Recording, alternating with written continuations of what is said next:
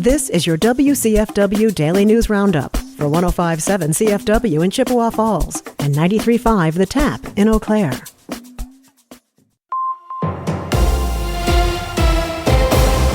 105.7 CFW News, I'm James Kelly. Eau Claire officials gathered at the newly opened Downtown Transfer Center on Wednesday to celebrate Transit Equity Day. Transit Equity Day is held on February 4th to honor the birthday of Rosa Parks, whose refusal to give up her seat on a bus to a white passenger in 1955 sparked the over-year-long Montgomery bus boycott, a crucial moment in the civil rights movement. Phil Swanhorst is the Eau Claire Transit Commission chairperson and a former Eau Claire bus driver, and shared his thoughts on the history of Transit Equity Day in Eau Claire. And this is the 10th year since I attended a conference in Washington, D.C. to create February 4th. Why February 4th? We wanted an activist that believed in equity in transportation, and who better than Rosa Parks, and her birthday is February 4th. So 10 years ago, we created that, and by we, it was unions, it was management, it was Ireland, it was South Africa, it was European countries. In its proclamation declaring February 4th as Transit Equity Day, the Eau Claire City Council highlighted the importance of public transit as an essential service for residents to access things like healthcare and employment, as well as its importance in addressing climate change. Swanhorst also shared his thoughts on what future progress could look like for public transit in Eau Claire. Continued applicable ADA compliance. Believe it or not, we build our buses, our transfer center, our accommodations are very ADA compliant. When we drop off at some schools, some healthcare facilities, some older churches, they are not ADA compatible. So the future would be to have our community be ADA. To honor Transit Equity Day, a local nonprofit, Jonah, covered all bus fares on Wednesday so residents could ride for free. Each bus also had a rose in the front seat to honor Rosa Parks. Senator Tammy Baldwin has announced over $5 million in federal funding for projects across western Wisconsin. According to a press release on Tuesday, the bipartisan government funding bill passed this week includes funding to expand access to affordable health care, connect residents with job training programs and employment opportunities, and create more affordable housing. Healthcare access and affordable housing have been especially difficult issues to address in western Wisconsin. A number of municipalities, ranging from the city of Eau Claire to St. Croix County, identified building more housing units as one of the most significant long-term needs facing their communities. 5 organizations will receive direct funding through the legislation, including the University of Wisconsin Stout to expand support for entrepreneurs, Gunderson La Crosse Medical Center to renovate a facility providing addiction services, the Pablo Center in Eau Claire for STEAM education, the Family and Children's Center of Wisconsin for a new mental health diagnostic center, and the Vernon Memorial Healthcare Foundation for a new clinic. After weeks of being offline due to funding issues, Wisconsin Eye officially started live streaming events at the state capitol again this week. Wisconsin Eye temporarily shut down in December after officials said they needed to raise $250,000 to resume operations for the first 3 months of 2026 and $1 million for the full year. State lawmakers have been working to address the funding issues at the nonprofit, with legislation pending that would provide Wisconsin Eye with some state funding in addition to its own fundraising efforts. The legislation would use $10 million from the state budget to establish a trust fund and build a permanent endowment for Wisconsin Eye. Assembly Minority Leader Greta Neubauer says the bill does not have an exact matching contribution requirement for the nonprofit, but it would be responsible for raising a few $100,000 each year to support the streaming service. In addition to resuming live streams this week, Wisconsin Eye also brought its extensive video archive covering years of state politics back online. The city of Eau Claire is seeking more poll workers with the spring election about 2 months away. Officials from the city clerk's office say they need around 500 to 600 poll workers for each election across the city's 20 voting sites. Residents interested in serving as a poll worker for the April 7th election can find more information on the city's election website and submit their application. If approved, candidates will also need to attend a training session. Poll workers will receive pay at $8.25 an hour for both the election and training sessions.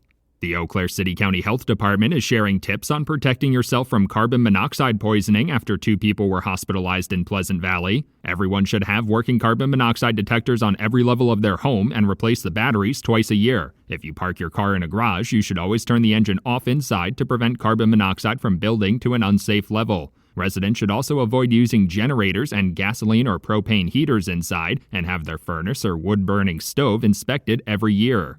The Wisconsin Department of Transportation is conducting a traffic study along the Highway 53 corridor between Eau Claire and Chippewa County. According to a Leader Telegram report, DOT officials say crash rates along the corridor are significantly higher than the statewide average for similar roads. They're hoping to identify the biggest safety and operational concerns on that stretch of highway and determine what alternative options are available to improve driver safety. DOT officials say these studies typically take around 3 years to complete. The Wisconsin Department of Transportation is also warning residents about a persistent scam that's popping up again. Scammers are impersonating tolling agencies, sending fake emails to potential victims claiming that they have overdue toll fees. If their victim clicks on the link provided in the email, it redirects them to a website that is designed to look like a real toll payment portal. DOT officials are reminding residents that Wisconsin does not have any toll roads, and if they're unsure if a payment request is legitimate, they should contact the toll agency directly. For 105.7 CFW News, I'm James Kelly. For Civic Media News, I'm Lisa Hale. Governor Tony Evers sent a letter to Wisconsin's congressional delegation this week urging them to revise the new federal hemp law, which bans the sale of most hemp products in the United States starting in November of 2026. It was passed as part of the plan to reopen the federal government last year after the longest federal government shutdown in U.S. history.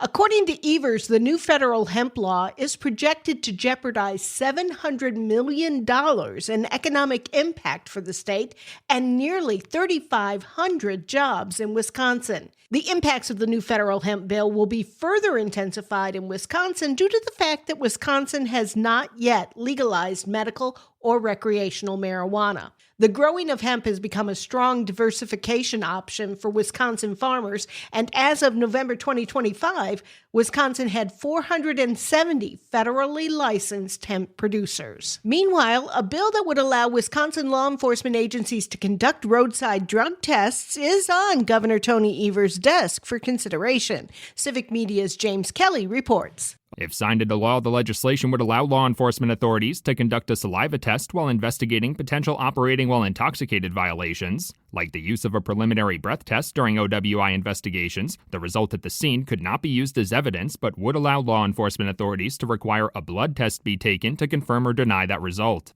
The saliva test will be able to detect substances like marijuana, methamphetamines, and certain opiates. Because the test would not be admissible evidence in court, law enforcement authorities would also be required to dispose of the samples taken during their investigation. Governor Evers has previously expressed his intent to sign the bill into law, but it will still take some time for law enforcement authorities to train and test the new tool before it can be widely used. For Civic Media News, I'm James Kelly. 13 people could face criminal charges tied to the failed recall of Wisconsin Assembly Speaker Robin Vos 2 years ago. Officials say those who tried to oust Vos allegedly listed fake addresses on petition forms, and others submitted signatures from people who didn't actually sign. But the state's election commission ruled that there's not enough proof that organizer Matt Snorek or the recall committee violated the law. The committee is recommending charges to the Racine County District Attorney's Office, which will decide whether to take the matter any further. One of the partisan races coming up in November 2026 is a repeat of the 2022 election. In 2022, Attorney General Josh Kaul narrowly defeated Fond du Lac County District Attorney Eric Toney. This year, Toney seeks to unseat the two-term incumbent again. The latest Marquette Law School poll finds that 10 months before the election, voters view both candidates favorably. Poll director Charles Franklin. We love us some attorney general candidates. I exaggerate a little bit, but not hugely. Both Eric Toney and Josh Kaul have slightly net positive favorability ratings. Both of them have a +5. Franklin says Kaul is the better known of the candidates, with 56% of poll respondents saying they had no opinion of him. That's compared to 75% with no opinion of Toney. The most recent Marquette poll was conducted between February 11th and February 19th with a margin of error of plus or minus 4.3.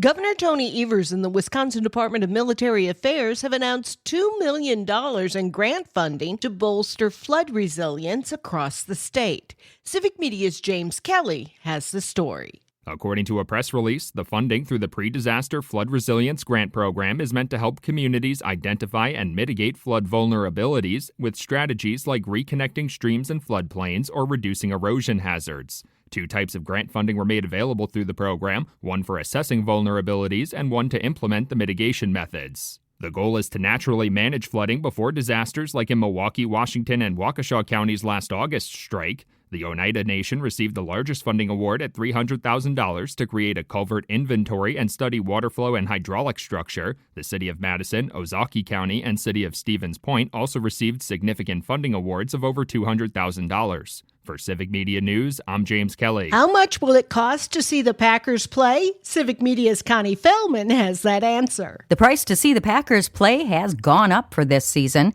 The team announced the new pricing on Friday. Depending on where you sit in the bowl, you'll be paying between $4 and $22 more per ticket. Packers president and CEO Ed Policy said the ticket prices for a game at Lambeau are around the middle of the NFL's pricing range. With the new increases, face value prices for regular season tickets are between $143 and $196. Preseason tickets are cheaper, but tickets sold through a third-party ticket broker can be substantially higher. Packers fans don't seem to be priced out, though, with more than 155,000 people on the waiting list to buy Packer season tickets. Most wait decades for their chance to buy that 18 inches of pure aluminum pleasure. I'm Connie Feldman for Civic Media News. For Civic Media News, I'm Lisa Hale. For news anytime, visit our website at civicmedia.us. Badgers basketball today. Hi, I'm Mike Clemens with sports. The Wisconsin Badgers take on the Washington Huskies at the Big Ten tournament going on at the United Center in Chicago. The Badgers ranked 23rd in the nation. The Huskies beat USC yesterday 83-79 in overtime to advance to today's game. NBA, the Bucks in Miami tonight to play the Heat. Giannis Antetokounmpo played 30 minutes Tuesday night. Says he's trying to get to 100% as soon as possible. I love the challenge. Obviously we have 18 games left, and hopefully can have fun and help this team keep on winning games. Baseball, the Brewers play the Cleveland Guardians out in Arizona. Jake Bauer's having a good spring training at the plate, 9 for 17, 5 walks, and 3 home runs. NFL, the Packers make a move in free agency. As soon as the Vikings release nose tackle Javon Hargrave for salary cap relief, Green Bay signs him to a 2-year deal worth $23 million. Hockey, the Badger men's season is over. They lost to Ohio State 7-1. The Buckeyes jumping out to a 5-0 lead. I'd say, it didn't start good and it got worse. A lot of things that happened tonight on the negative were deserved. That's the Badgers hockey coach Mike Hastings. With sports, I'm Mike Clemens. Chippewa Valley weather.